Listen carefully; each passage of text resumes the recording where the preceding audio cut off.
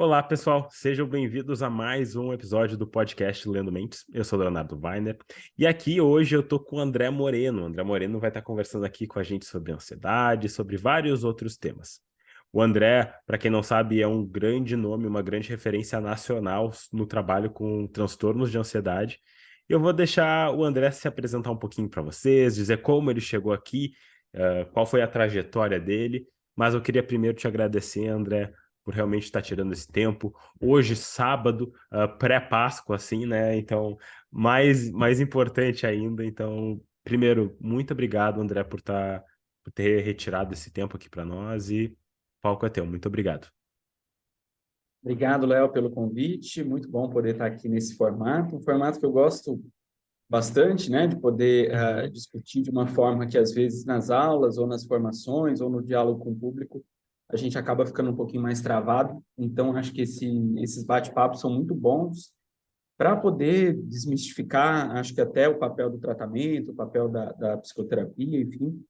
Eu me sinto bem feliz de poder estar nesse momento e poder estar contigo também, né, te reencontrar em mais um momento, né? As nossas trajetórias se encontraram em Uhum. alguns momentos desse ano e sempre com muita satisfação da minha parte. Deixa eu me apresentar um pouquinho. Então, eu sou psicólogo há mais ou menos uns 12, 13 anos. Eu me formei no final de 2010. Eu fiz também o mestrado em psicologia e o doutorado em saúde mental, mestrado em psicologia na Universidade Federal do Rio Grande do Sul e o doutorado na Faculdade de Medicina da USP de Ribeirão Preto.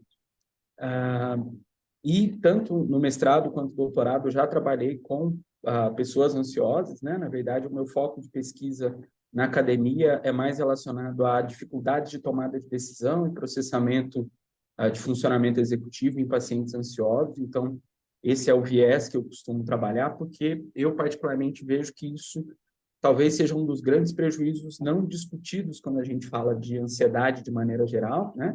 O pessoal fala muito sobre sintomas físicos, fala muito sobre efeitos da ansiedade na funcionalidade, e acho que estudar a tomada de decisão mostra um tipo de prejuízo que a gente não costuma falar muito com relação à ansiedade, que é como ela me prejudica quando eu acho que ela não está me prejudicando. Né? Eu costumo Uhum. brincar, geralmente pessoas ansiosas chegam a perder 20% da sua funcionalidade de tomada de decisão. Imagina com quem trabalha com tomada de decisão o dia inteiro, como nós psicólogos, ou consultores, ou professores, enfim, quanto que isso impacta na qualidade do trabalho final que essas pessoas entregam. Né? Então, escolhi esse tema de pesquisa para fazer meu mestrado e meu doutorado. Sou também especialista em TCC e com formação adicional em terapia do esquema. Sempre também puxando bastante esse link, né, sobre como trabalhar com ansiedade, sobre como intervir com ansiedade. Trabalho hoje também como professor e supervisor em algumas instituições que trabalham com formação, especialização em TCC e também em terapia do esquema. E tenho encampado, pelo menos nos últimos 2 anos e meio, assim, a batalha de tentar chegar mais no público final, né? Quebrar Uhum. mais a lógica de falar para outros profissionais e falar também só dentro do consultório e tentar chegar mais a esse público que precisa tanto da gente, né? Pela necessidade da gente levar informações de boa qualidade para eles. Eu acho muito legal quando tu fala e tu comenta sobre a tua trajetória e esse foco que tu tem atualmente de chegar realmente no paciente, chegar na pessoa que talvez não vai entrar realmente num processo de psicoterapia, mas que precisa da informação, né? A gente pode fazer um papel muito importante, a gente faz um papel muito importante dentro da academia, divulgando, pesquisando, mas também se isso não é transposto para um público em geral, talvez a gente está pecando num aspecto importante, né? Porque realmente, Exato. se a gente entende a importância que isso vai ter também para as pessoas que estão sofrendo dessas questões, com certeza ganha uma dimensão completamente diferente. Então, muito legal te escutar falando isso e, ao mesmo tempo, te acompanhei, tu foi meu professor na especialização. É muito legal ver a tua trajetória nesse quesito também, de poder trazer isso de uma maneira, eu não digo nem mastigada, sabe, André? Eu digo de uma maneira acessível, porque tu traz a mesma É, informação só que de uma maneira, de novo, a gente não está tendo uma complexidade gigantesca, para um assunto que talvez não precise de uma grande complexidade. A gente pode falar de uma maneira simples. Exato. E acho que essa é uma grande questão, né, Léo? Algumas pessoas me perguntam assim, eu gosto da novidade que você traz para a discussão da ansiedade. E eu costumo dizer com frequência que nas minhas falas não tem novidade nenhuma, né? Os Uhum, tratamentos para transtorno de ansiedade, eles estão estabelecidos e muito bem estabelecidos com um nível excelente de evidência há muitos anos, né? Pelo menos 10 anos, a gente tem uhum. protocolos muito bem consolidados em que pouca gente tenta coisas muito diferentes, justamente porque não há necessidade no Porque nível de funciona muito resposta que bem. a gente tem. Funciona muito bem. A grande questão é que, por mais que a gente tenha protocolos que funcionem muito bem, e a gente sabe disso na literatura, a gente tem uma grande quantidade de pessoas que não sabem disso, né? Que não sabem o quão eficaz e o quão potentes são as intervenções psicológicas para a ansiedade. E a gente tem uma série de terapeutas também inseguros em fazer o que funciona, né? E Uhum. aí a gente fica numa grande lacuna entre ter protocolos que funcionam super bem e uma população que, de certa maneira, não é tão bem assistida assim, Uhum. né? Eu vou até retomar um pouquinho do que você comentou ali sobre informação, e eu vejo que nos transtornos de ansiedade, na forma como a gente olha para a ansiedade de maneira geral, nós temos dois problemas importantes quando a gente fala de informação.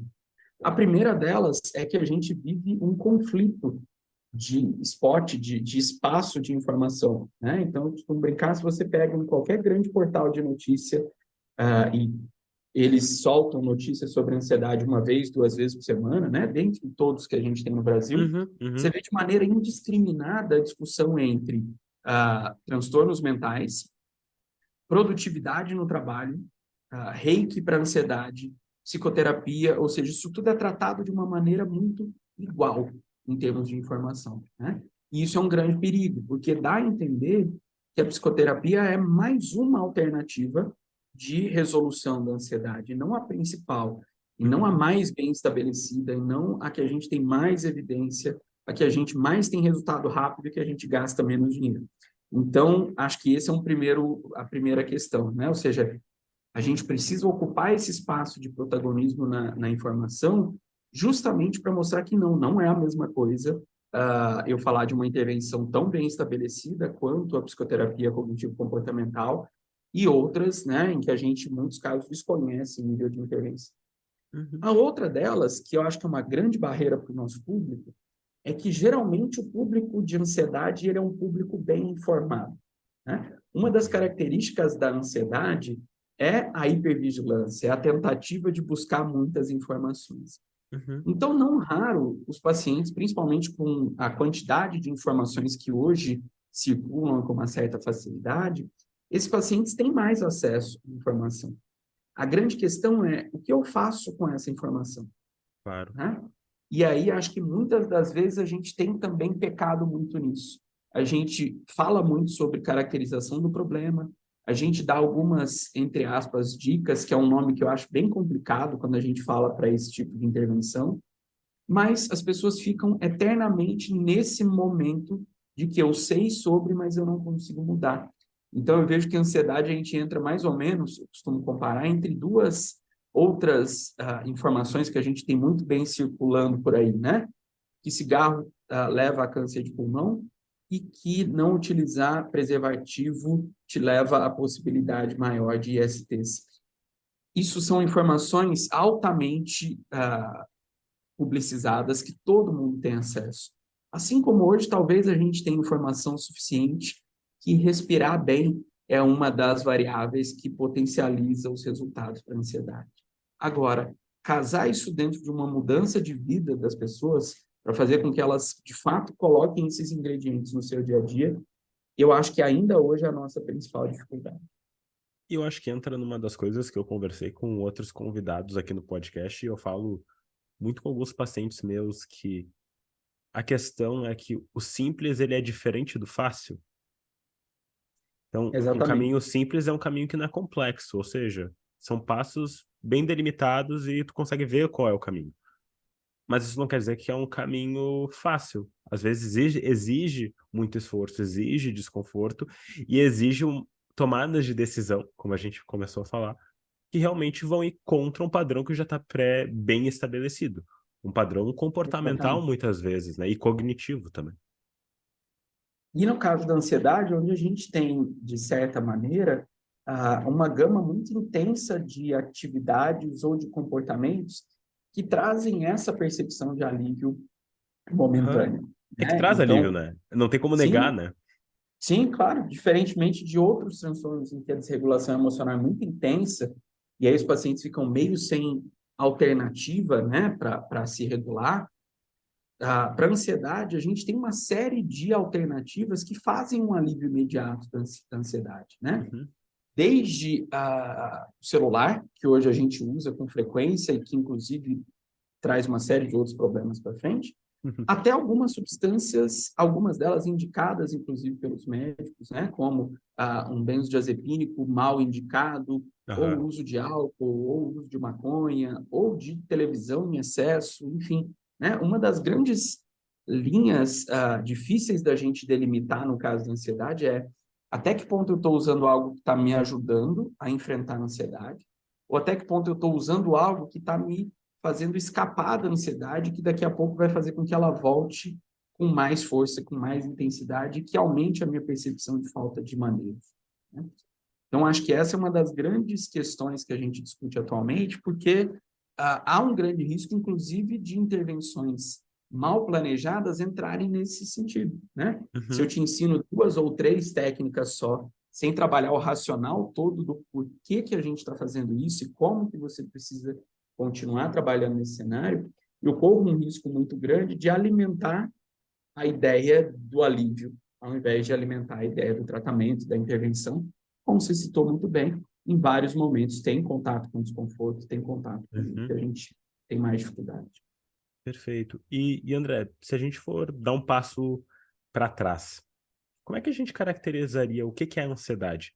Porque, assim, a ideia da gente estar trazendo aqui, como tu falou, muitas das pessoas que têm transtornos de ansiedade vão ter bastante conhecimento, mas até mesmo se a gente parar e fazer quase como um teste de inteligência que a gente vai ter para descrever o que Uhum. que é um pássaro, a gente às Tá. vezes tem que parar e, opa, deixa eu explicar o que que é um pássaro. O que que é ansiedade? E essa é uma resposta muito difícil, né? Porque Uhum. a, a ansiedade ela é um conjunto de fatores de preparação para a ameaça, né? Ou seja, ela envolve uma série de recursos que nós temos que nos ajudam a nos tornar mais capazes para enfrentar perigos futuros. Então, a ansiedade é, ao mesmo tempo, pensamentos a respeito da ameaça e dos recursos que a gente tem para enfrentar essa ameaça, comportamentos de enfrentamento que a gente tem para enfrentar a ameaça, emoções que nos ajudam a estar mais preparados, ativados ou para sinalizar para a nossa espécie que nós estamos em perigo, e reações fisiológicas que nos ajudam a também preparar em Uhum. termos de luta e fuga para essa ameaça, para perigo. Então, um dos grandes problemas da ansiedade é que ela não é nem pensamento, nem emoção, nem comportamento, nem reação fisiológica, ela é tudo junto. Né?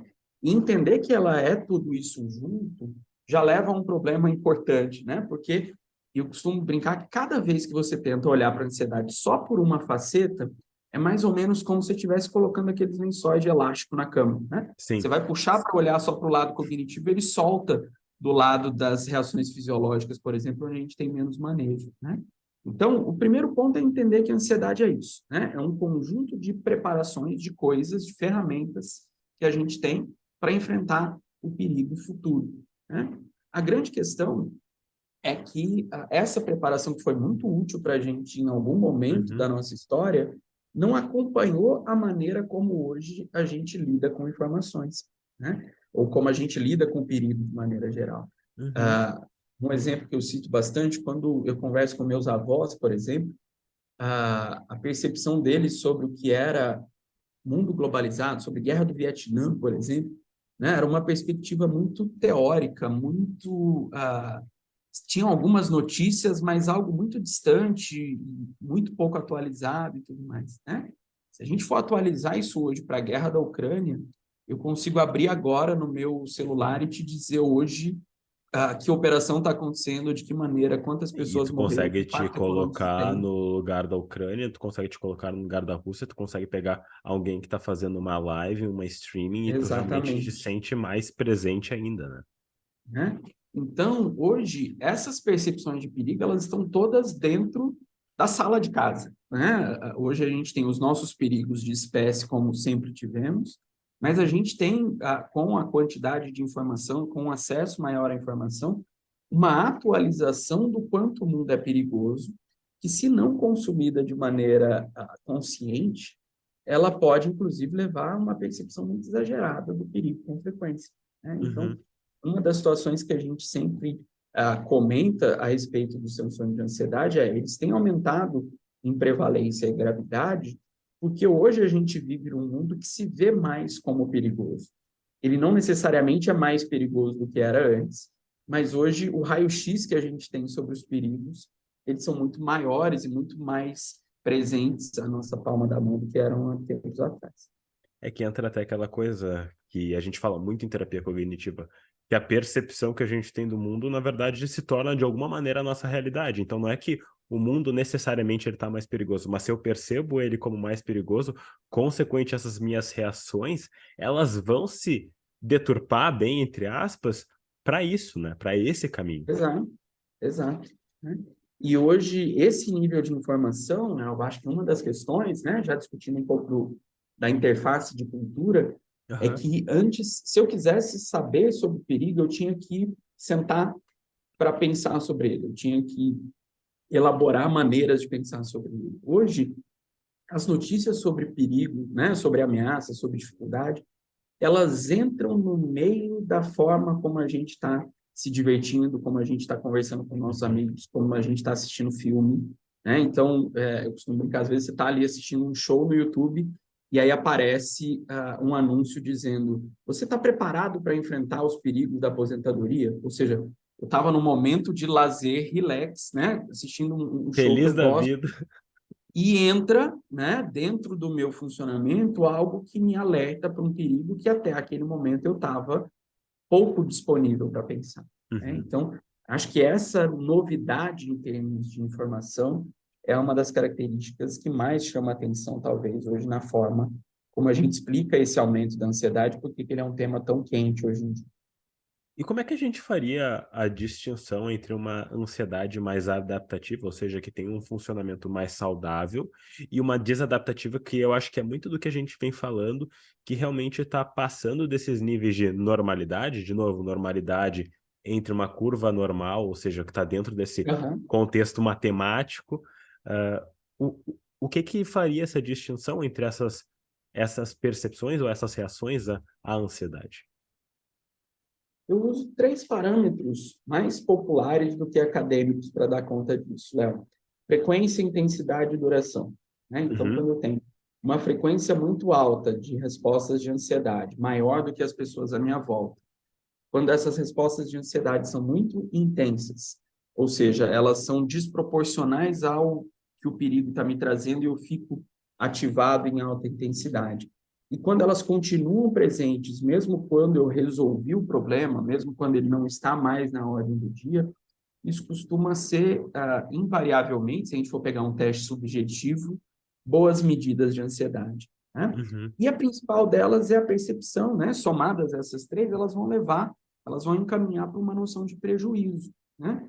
Então, é muito raro a gente ter alguém que percebe que está ansioso e que não já está percebendo prejuízos disso, né? Uhum. As pessoas com ansiedade adaptativa, elas conseguem ter uma percepção de que aquilo é uma reação típica de um estressor muito mais claro do que quem já está imerso nessa neblina de ansiedade há um certo tempo, né? Então, geralmente, essa diferenciação é muito tranquilo das pessoas fazerem Uhum. esse Uhum. tipo de diagnóstico. É muito raro a gente receber no consultório alguém que diz: olha, eu tenho um problema de ansiedade, e eu dizer: acho que não, né? Você não tem, porque essa ansiedade é adaptativa, né? Muito mais frequente são pessoas que chegam com outras queixas, como dificuldade de dormir, ou dificuldades nas relações interpessoais, ou Aham. perda de rendimento no trabalho, ou humor deprimido, ou queixas somáticas das mais diversas formas, e aí a gente tem que explicar que, na verdade, esses são sintomas secundários da ansiedade. Perfeito. Mas a ideia de alguém não estar percebendo um prejuízo, pelo menos na minha experiência, é muito raro. Não, eu acho que entra na outra questão, né? Que é a gente poder entender o que que é ansiedade, como tu explicou, porque o que que vem em sequência dessa pergunta? Muitas vezes a gente explica para o paciente o que que é ansiedade, mostrando que ela não é ruim necessariamente. Por quê? O que que, ao menos no meu consultório, aparece muito? Léo, eu não posso sentir ansiedade, a ansiedade é ruim. E daí o que que tu Aham. responde, por exemplo, quando tu é deparado com uma crença, com um pensamento tão taxativo em relação a essa expressão que é a ansiedade? Eu costumo deixar esse trabalho de diferenciação sobre o que é uma ansiedade ruim ou não ruim, né? Geralmente para o final das minhas intervenções, né? Aham. Por quê? Eu tenho observado que essa discussão, quando ela é muito precoce, né? Quando ela acontece muito cedo, ela tende a desmobilizar pacientes para a intervenção. Então, Aham. por exemplo, quando eu te digo, olha, a ansiedade é um fator natural de preparação para ameaças, a maioria das pessoas entende isso, que se é natural de preparação para ameaça, então eu não tenho que fazer nada com isso. Uhum. Então, só para explicar um pouco como acontece, frequentemente eu recebo perguntas do tipo, dor de estômago pode ser ansiedade? E aí, quando você responde que sim, associada a essa ideia de que a ansiedade pode ser natural, adaptativa, vem na cabeça das pessoas de que, tá, então eu não estou com gastrite, eu não estou com câncer de estômago, eu não estou com um monte de coisa, então eu não preciso lidar com isso, eu não preciso resolver esse problema. É que é um sim, mas não é um sim excludente das outras coisas, né? Exatamente, né? Então, assim, eu tradicionalmente deixo essa percepção de diminuir o que a gente chama de sensibilidade à ansiedade, né? Ou seja, o quanto eu vejo sintomas normais de ansiedade como um problema, eu prefiro deixá-las mais para frente das intervenções, mais para a parte final do tratamento, porque no começo das intervenções, eu de fato quero que você veja uma ansiedade como um grande problema. Porque, na Uhum. minha experiência, é muito mais fácil os pacientes se desmobilizarem no começo dos resultados do que eles se manterem mobilizados até o final. Então, a ideia de que a gente, sim, primeiro precisa aprender a lutar, a enfrentar, a melhorar a ansiedade patológica, para lá na frente, quando você já saiu desse critério de ansiedade patológica, você conseguir ver o que é normal e o que não é normal. A minha percepção é que trabalhar isso muito cedo, como eu tenho pessoas que não compreendem o espectro da ansiedade como um todo, a gente tem um risco de desmobilização que é meio importante. E eu acho que é interessante porque entra na questão do trabalho com pacientes mais difíceis, que, de novo, entre aspas, né? Pacientes que às vezes não têm tanta motivação para o tratamento. Então, quando a gente pensa com esse padrão de pacientes, o que que a gente vai almejar? É mostrar um benefício inicial para realmente ter esse engajamento. Eu Exato. trabalho, como tu sabe, eu trabalho muito com pacientes com transtorno de personalidade narcisista. Uma das coisas que a gente tem que fazer no início é mostrar um benefício para eles. Ok, Exato. talvez eu não via tanto o porquê de fazer a terapia, mas pô, tô me sentindo melhor na minha ansiedade, ou tô me sentindo Aham. melhor na minha regulação emocional. Bom, vamos trabalhar e vamos ver isso. Eu acho que faz bastante sentido quando a gente vê um paciente com bastante ansiedade e o paciente começa a regular melhor essa ansiedade por meio das intervenções, né? É, porque uma das coisas que pega de surpresa a maioria dos terapeutas, né, mas deveria ser natural, é a ideia de que pacientes ansiosos levam a ansiedade para dentro do processo de intervenção, né? Ou seja, eles são ansiosos dentro da terapia, né? O que quer dizer que para dentro da terapia, eles vão levar a esperança de um resultado rápido, eles vão levar a esperança de um resultado que não dependa ativamente deles, eles vão esperar observar mudanças em técnicas que são de médio e longo prazo, no curto prazo. Então, se eu não souber regular essa dinâmica da ansiedade dentro do processo terapêutico, a ansiedade do paciente no processo terapêutico acaba minando o tratamento para transtorno de ansiedade, né? Porque, obviamente, como isso tudo está dentro das nossas sessões, isso vai regular a maneira como ele recebe as técnicas, né? Uhum, Às vezes você perfeito. vai ouvir o que o terapeuta te disse, a intervenção dele foi perfeita, mas ele pode ter deixado um ganchinho lá no final, né? Que o paciente ansioso ficou hiper vigilante naquele ganchinho final, porque é isso que ele faz com tudo, né? Que a gente precisa colocar.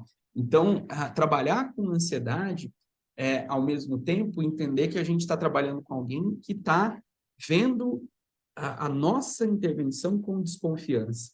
Não Uhum. desconfiança do tipo resistência, não desconfiança do tipo não acredito nisso, mas o e se, né? A preocupação de será que isso de fato é para mim?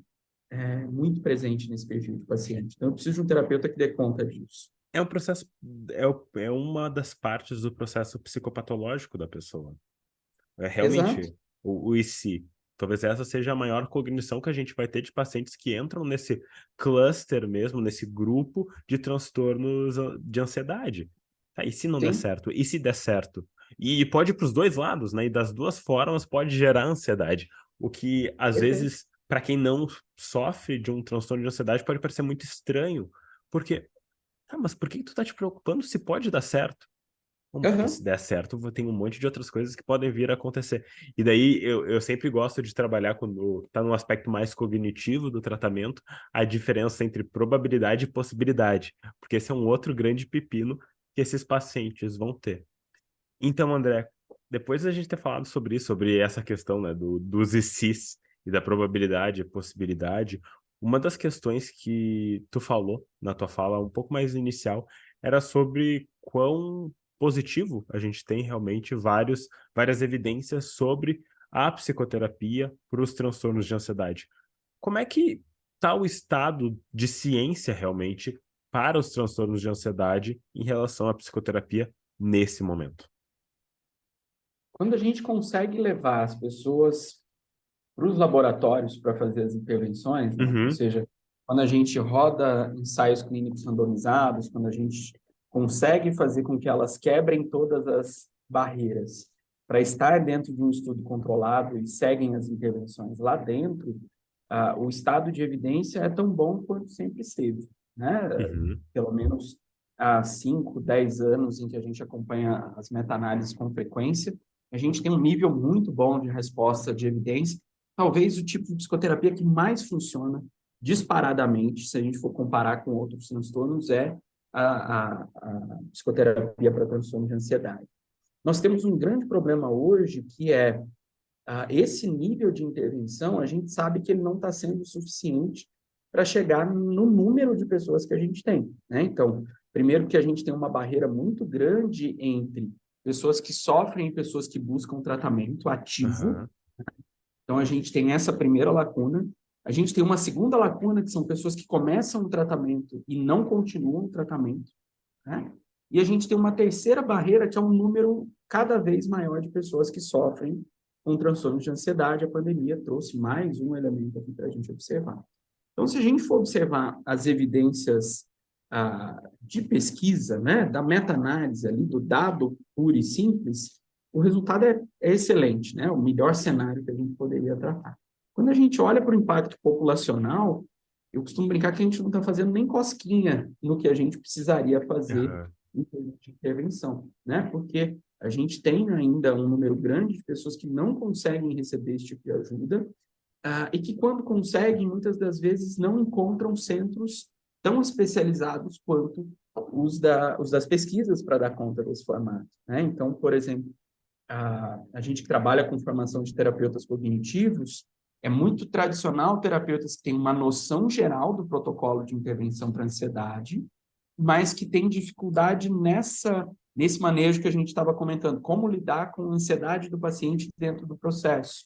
E Uhum. aí, tradicionalmente, eles utilizam de algumas estratégias que acabam jogando contra o processo terapêutico e dificultam a manutenção desse paciente no médio e no longo prazo, ou a resposta duradoura, efetiva, né, no follow-up. É aquele paciente que precisa de muitas intervenções ou que está às voltas com a terapia com muita frequência, né? Ele vai e volta.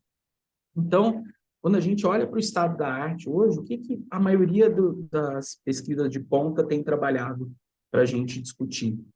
Primeiro, intervenções de baixa intensidade para casos leves e moderados de ansiedade. Cada vez mais, pelo grande número de pessoas que sofrem com isso, tem se discutido na literatura que lugar de psicoterapia é para pacientes que sofrem gravemente com ansiedade.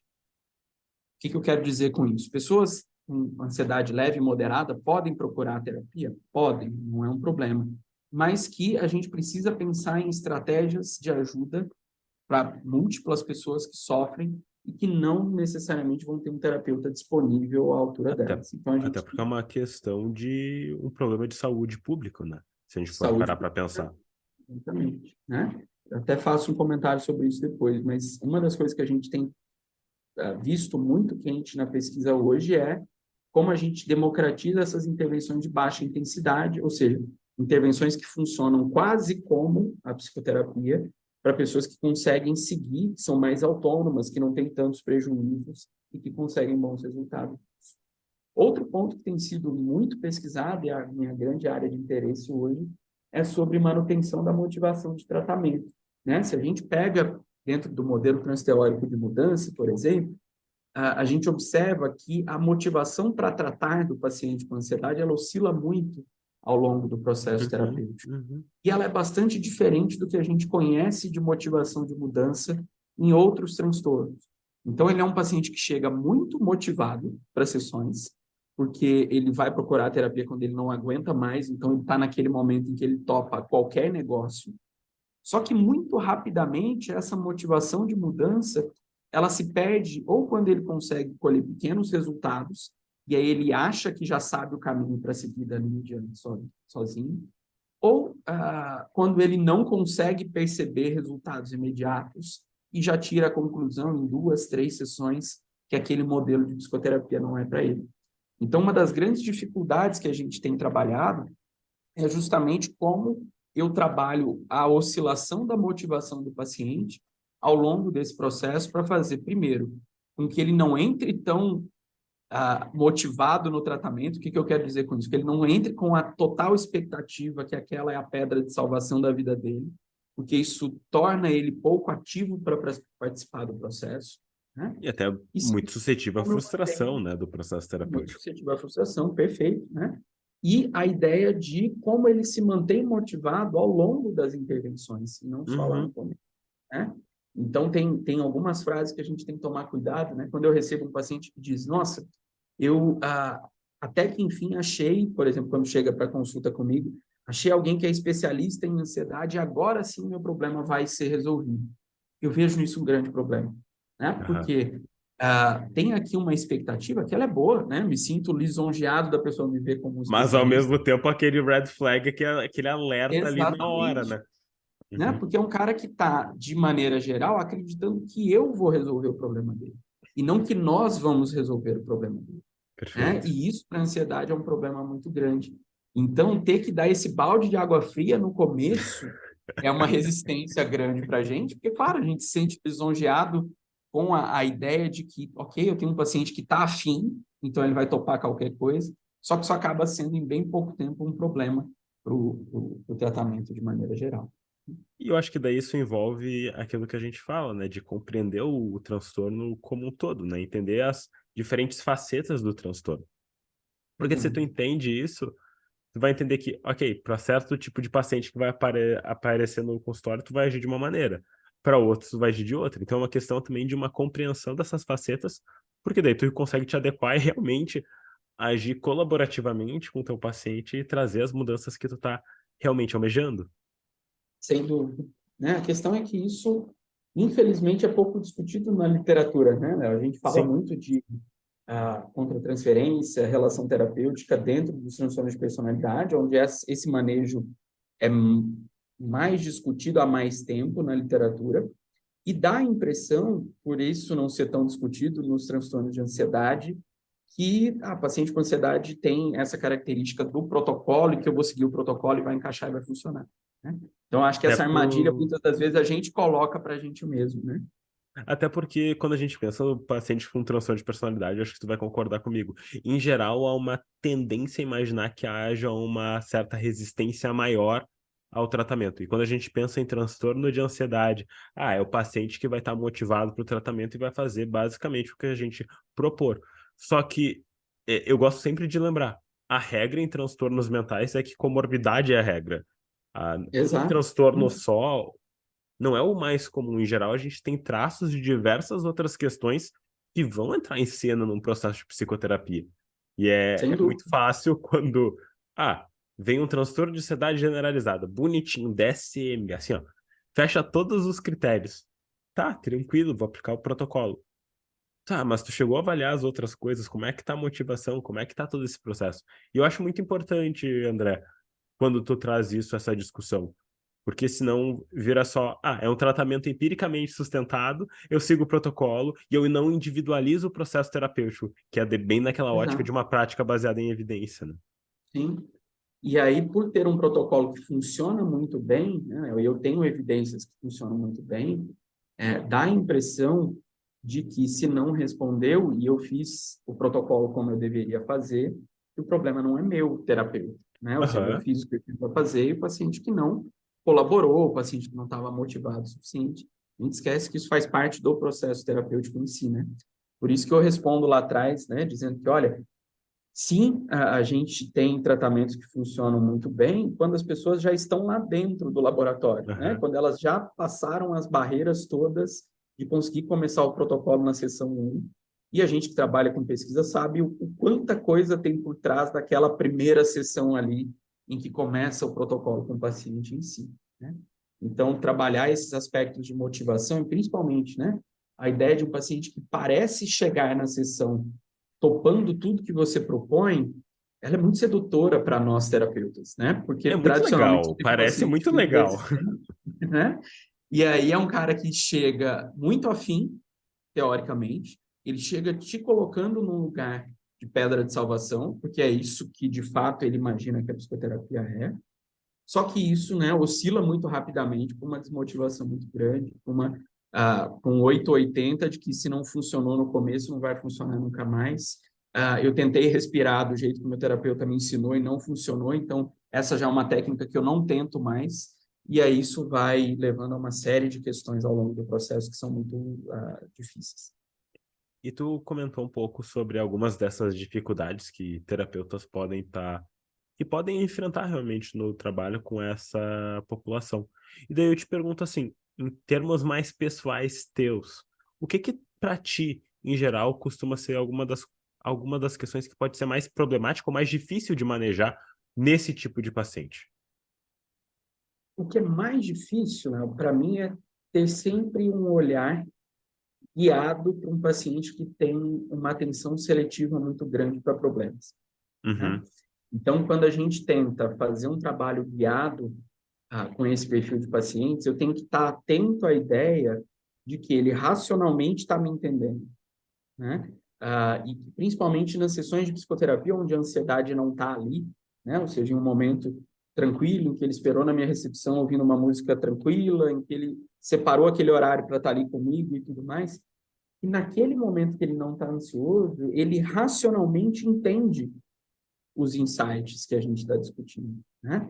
Mas que se eu não trabalhar de uma maneira guiada para que ele compreenda a importância de como ele vai levar isso para fora da sessão, eu vou ter uma psicoterapia que só funciona ali dentro do consultório, né? Então, talvez a grande dificuldade é a gente mostrar para os pacientes dessa forma guiada e seletiva que entender o processo é diferente de agir sobre o processo, uhum, né? Ou seja, eu entender o que eu preciso fazer não faz com que automaticamente isso esteja feito, uhum. né? E a ansiedade tem dessas nuances, né? A gente tem uma ilusão de compreensão muito grande que, ao entender como eu funciono, que magicamente eu mudei, né? E acho que com ansiedade a gente precisa exercitar muitas das vezes o que acontece fora da sessão. Até porque consciência é um passo importante para a mudança, mas não é tudo o que a gente precisa para a mudança. Então a gente primeiro precisa estar Exato. consciente sobre, até pensando num modelo transteórico de mudança, como tu trouxe. Sim. Ok, a gente entende que tem um problema. Tá, mas a gente ainda tem que se preparar, agir e fazer a manutenção disso tudo. Então não adianta simplesmente eu ter a consciência sobre isso. E daí entra a questão das exposições nos transtornos de ansiedade. E eu te pergunto, Aham. como é que tu vê, assim, eh, até numa visão, assim, dos pacientes, como é que é a reação dos pacientes quando a gente diz, então, meu amigo, a gente vai te expor porque te deixa ansioso. Como é que é Aham. isso no tratamento? Saiu uma pesquisa bem recente, né, que fala sobre isso, um estudo qualitativo com terapeutas que trabalham com ansiedade, que Aham. mostra que a maior dificuldade das exposições está nos terapeutas e não nos pacientes. Ah, é? Ou Ah, eu seja, quero ver esse estudo, gostei. ou seja, faz mal para nós terapeutas pensar na ideia, por mais teoricamente que eu entenda isso, que eu vou colocar meu paciente em contato com aquilo, né? A principal ferramenta que eu uso para isso é mostrar para o paciente que o tipo de contato que a gente está tentando fazer com ele através das exposições é muito diferente do contato que ele acha que tem com ansiedade ao longo do tempo, né? Aham.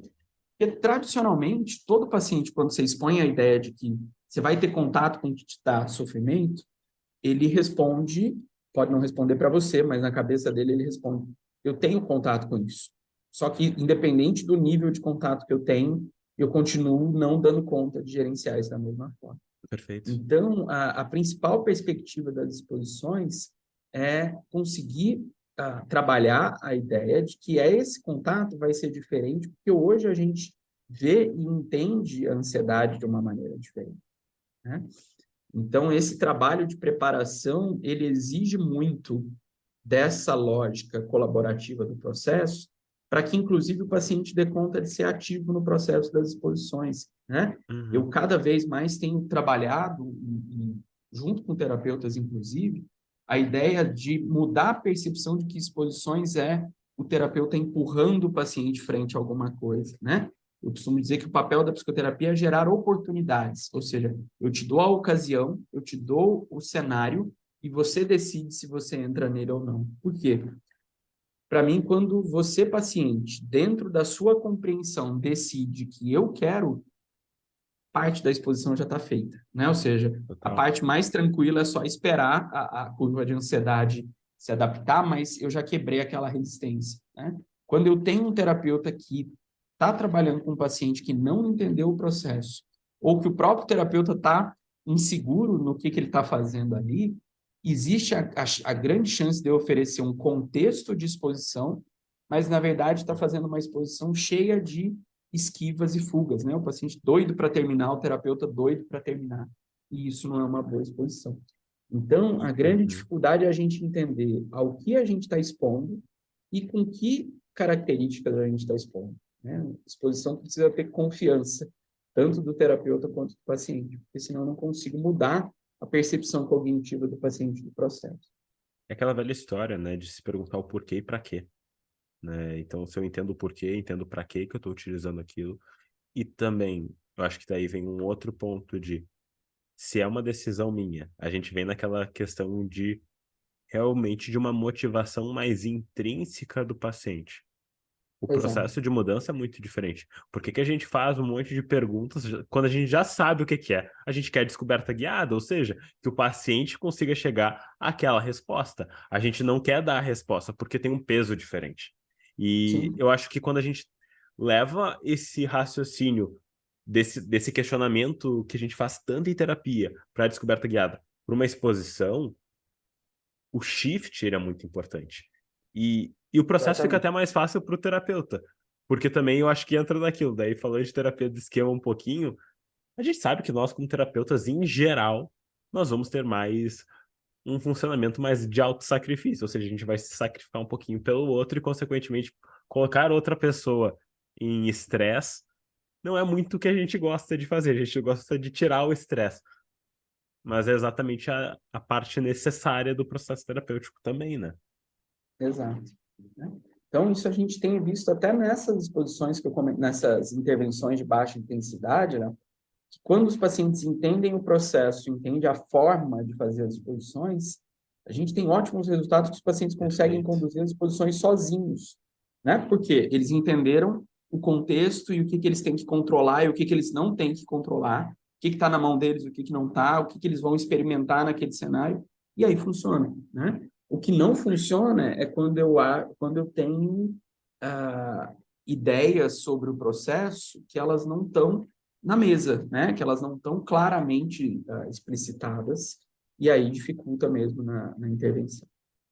E é aquilo, né? Quando a gente vê esse paciente super engajado, a gente vai, às vezes, chegar na ação e o paciente vai falar: Ah, fiz a exposição tal e tal que a gente tinha colocado na nossa listagem, e tu fica, tá, legal, como é que foi isso? Porque Aham, não era algo aham, que a gente tinha necessariamente combinado, mas ok, vamos avaliar juntos. sim. E ver que muitas das vezes ele fez porque ele entendeu o processo, conseguiu fazer, e outras das vezes, Léo, que é a sacada, né? Ele fez para ficar livre. E aí, se ele Uhum, fez para ficar livre, não conta, né? Não serve como uma exatamente. exposição, porque ele continua com a mesma mentalidade de que essa era muito difícil, então eu preferi fazer de uma vez para ficar livre, e aí eu me livrar do processo. Mas peraí, a ideia da exposição é que isso que a gente acabou de fazer, você vai voltar nela com frequência, né? Então, muitas das coisas que a gente tem trabalhado, inclusive as exposições à incerteza, né, à desrealização, por exemplo, a fenômenos cognitivos, tem muito dessa ideia, né, de fazer com que você tome a iniciativa de voluntariamente e de forma confiante ter contato com isso, porque você entendeu a base lógica do processo.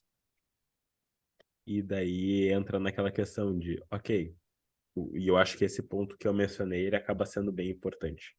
O paciente falou que fez algo. Uma das coisas que eu percebo, às vezes, em supervisão é, ai, que legal que tu fez isso, vamos fazer a outra? Não, Aham, calma, avalia, né? Entra naquela questão de vamos avaliar o que aconteceu aqui, realmente ir passo a passo para a gente poder ir evoluindo e realmente chegando nos nossos pontos.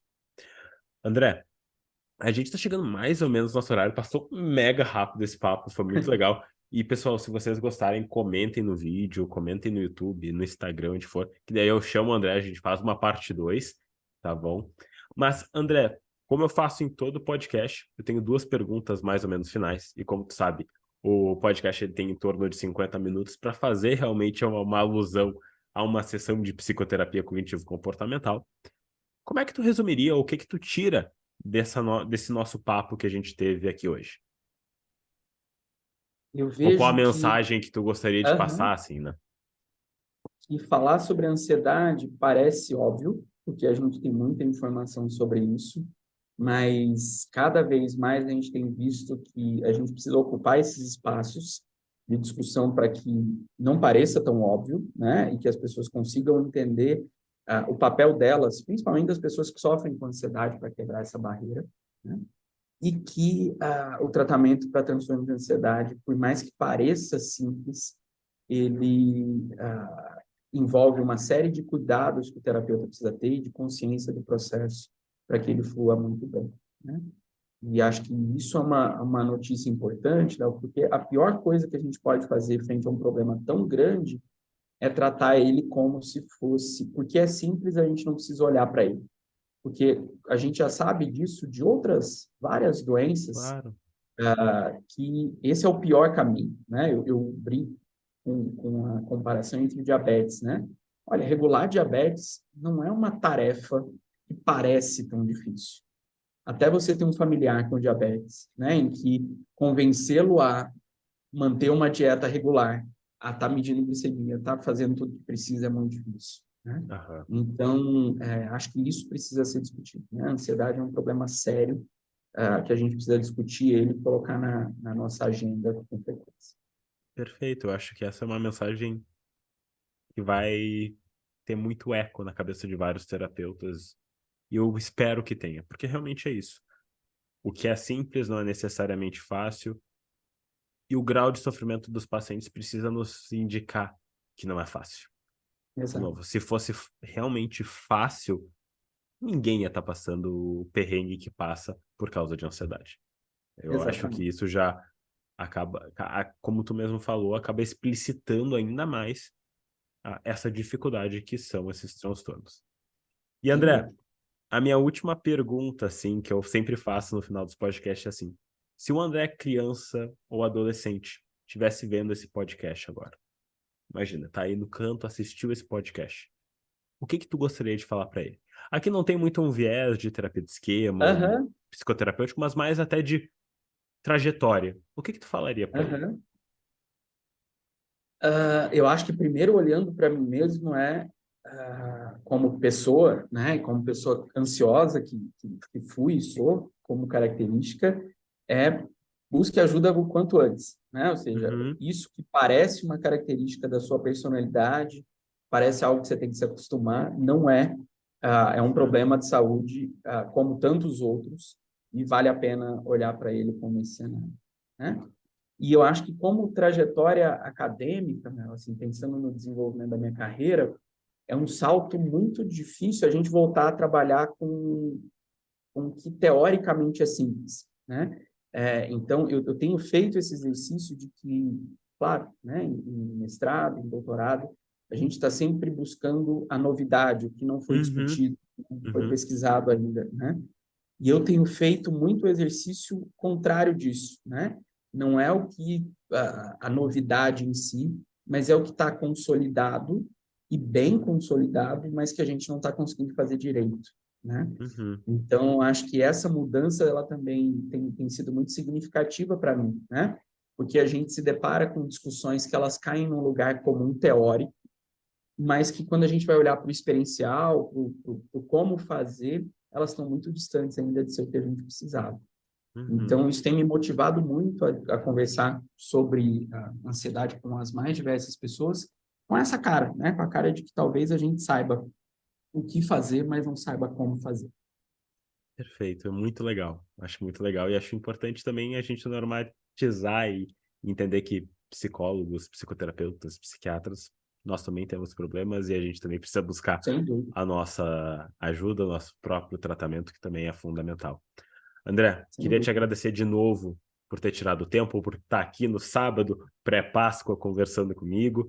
E agora o palco é teu e fala para o pessoal onde eles podem te encontrar, onde eles podem te seguir, para seguir ouvindo mais sobre ansiedade, sobre outras coisas que eu sei que tu trabalha.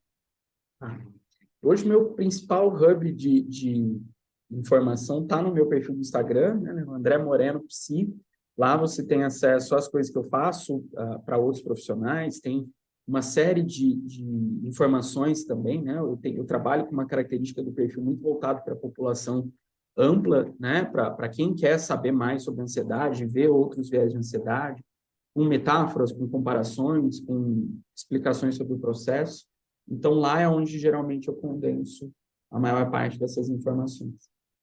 Perfeito, André. André, de novo, brigadão. Foi um prazer estar aqui falando contigo e até a próxima. Grande prazer, Léo, sempre bom atender o seu chamado, estou sempre à disposição, prazer revê-lo também.